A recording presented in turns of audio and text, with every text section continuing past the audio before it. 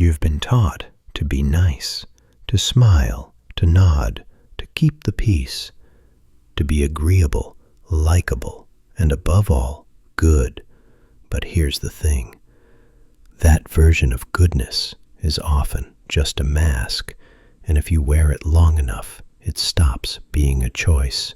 It becomes your prison. Because being a people pleaser doesn't make you kind, it makes you invisible. You don't earn more respect by always saying yes. You don't get more love by avoiding conflict, and you definitely don't find inner peace by staying quiet. What you do get is ignored, overlooked, taken for granted, and worst of all, you get disconnected from yourself. At first, it feels harmless. You say yes when you want to say no. You go along to avoid the argument. You hold back because it's easier than being misunderstood. But over time, something happens. You stop recognizing the person in the mirror. Because the truth is, every time you ignore your own needs to serve someone else's, you're not being helpful. You're disappearing. And that disappearance doesn't happen loudly. It happens subtly, quietly, like a slow erosion of your identity. You think you're being cooperative, supportive, mature, but really, you're teaching the world that your time, your energy, and your truth are negotiable. Psychologist Carl Jung called this phenomenon the persona. The persona is the mask we wear to fit into society. It's not evil, it's functional. We need it to navigate the social world. But there's a danger Jung warned us about. When the mask becomes your identity, you lose your soul. Because you weren't born to blend in, you were born to be real. You weren't made to bend endlessly to others' comfort. You were made to bring your full self into the world. And the cost of not doing that is immense. You think avoiding conflict makes life easier, but the resentment builds. You think saying no is selfish, but saying yes all the time drains your spirit. You think you're making people happy, but deep down you feel fake. Because people-pleasing isn't generosity, it's self-erasure. The more you say yes to avoid friction, the more you say no to your own truth. And people don't necessarily exploit that because they're cruel. They do it because you've trained them to expect it. You've taught them, my boundaries are soft, my needs are secondary, my silence means agreement. Eventually, the cracks begin to show. You feel tired, burned out, unseen, and no matter how much you try to fix it by doing more, being nicer, staying quieter, it never works. Why? Because you're not living your truth. They leak out in frustration, in passive-aggressive comments, in chronic exhaustion, in that sense that something's just off. This is what happens when the real you is buried under layers of expectation. You can't be loved if you're not known. And if people only know the curated version of you, the mask, they're not loving you. They're loving a role you're playing. And here's the hard truth. When you finally start to show up authentically, some people won't like it. They'll say you've changed, that you're selfish, that you're difficult now. But you haven't changed. You're just no longer pretending. You're starting to say no. You're setting boundaries. You're expressing needs you once silenced. That's not rebellion. That's rebirth. Jung called this process individuation. It's not about self-improvement. It's about becoming whole. You reclaim the parts of yourself you abandoned. You stop performing and start living. And yes, some people will leave. Let them. Because the ones who stay, the ones who see the real you and still choose you, those are your people. People-pleasing is not love. It's fear in disguise. And you're not here to live in fear. You're here to live fully, to speak up, to stand tall, to be whole, not hollow. So, what's the first step? Stop apologizing for your truth. Stop editing yourself for approval. Stop making yourself small so others feel big. Start listening to the voice inside, the one you've silenced for years. It may start as a whisper, but if you honor it, it becomes a roar that says, I'm not here to be easy, I'm here to be real. I'm not here to be liked, I'm here to be seen. I'm not here to fit in, I'm here to wake up. This is your invitation to wake up, to take off the mask, to come home to yourself. Because the real you is not too much, not too loud, not too selfish. The real you is necessary, and the world doesn't need another people pleaser. It needs you. You've been told to be nice, to say yes, to avoid conflict, to be flexible, agreeable, and easy to be around. Modern advice says, set boundaries, speak your truth, take time for yourself. Sounds good in theory, but Carl Jung saw something deeper. He didn't think people-pleasing was just a bad habit. He saw it as a fracture of the soul. Because when you constantly abandon who you are, when you shrink yourself to make others comfortable, you don't just lose your voice, you lose your identity. You start asking, who am I when I'm not the helper? What if they leave when I stop giving? Will anyone stay if I finally say what I really feel? Those aren't shallow questions. They're survival questions.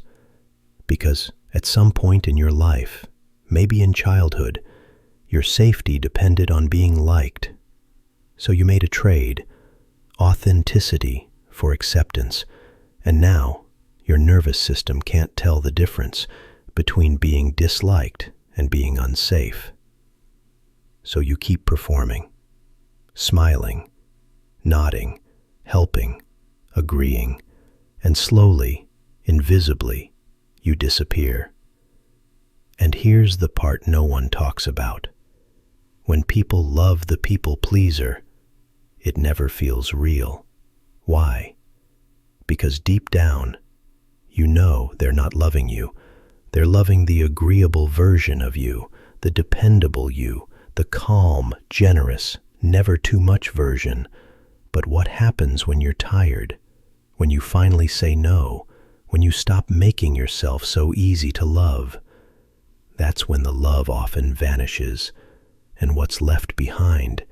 Guilt, silence, self-doubt. But Jung would say, good, that's the beginning of something real, because the opposite of people-pleasing isn't rebellion, it's individuation. Individuation is Jung's term for becoming whole, not perfect, whole. It's the process of reclaiming the parts of yourself you exiled, your anger, your pride, your desires, your truth. You didn't get rid of those parts because they were bad. You got rid of them because someone, somewhere, made you feel they were unacceptable. But Jung believed wholeness isn't found in being agreeable. It's found in integration, bringing the shadow to light, becoming someone who can say, yes, I care about others, but I care about myself too. Yes, I want peace, but not at the cost of my truth. Yes, I love you, but I will not abandon me to keep you. That's not cruelty, that's maturity. And if someone can't handle that version of you, the honest version, let them go. Because Jung believed the real self doesn't emerge through approval, it emerges. But how do you know if your persona, the mask you wear, is running the show? Jung warned, the persona is only dangerous when you believe it's who you are. If you're always the calm one, the kind one, the helper, the fixer, that's not strength. That's a trap. You'll know you're trapped when you feel drained after socializing. You say yes, then regret it. You overthink simple decisions. You feel invisible in close relationships. You apologize for having needs. These aren't quirks. They're symptoms of a deeper fracture, and the longer you fake it, the more lost you become. Not because you're weak, but because the performance has become so convincing, even you forgot who's underneath. But here's the good news. The moment you recognize the mask, you're free to take it off. You don't need permission. You don't need to explain. You just need one thing: courage. The courage to pause before saying yes, to let someone be disappointed, to walk away from approval and walk back toward authenticity. Jung didn't want you to become rude. He wanted you to become real. So how do you begin? Let's break it down, step by step. Step 1. Recognize the guilt loop. The first time you say no, it won't feel empowering. It'll feel wrong. Your body might tense. Your mind might spiral. Was I too harsh? Did I hurt them? Am I a bad person? That's not guilt. That's withdrawal. You're detoxing from a life of approval addiction. And like any detox, it feels uncomfortable at first. Let the guilt come. Don't argue with it. Just don't obey it. Step 2. Redefine your value. People pleasers link their worth to their usefulness.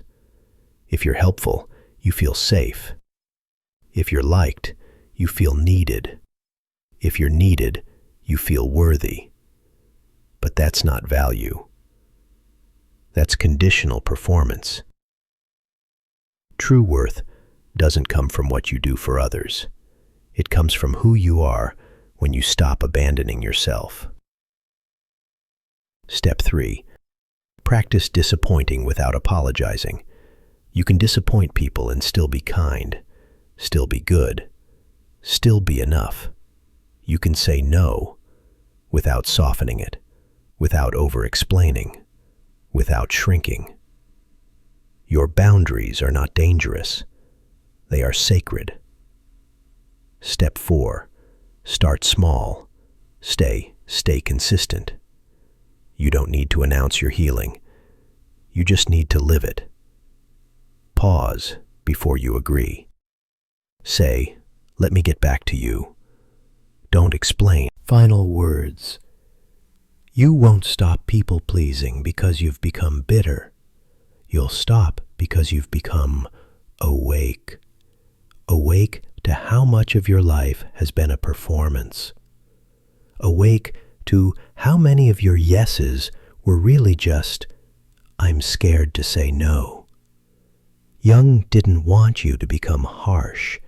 He wanted you to become whole, to stop bleeding your energy for people who wouldn't even hand you a bandage, to stop hiding your truth behind a smile, to stop confusing being liked with being safe.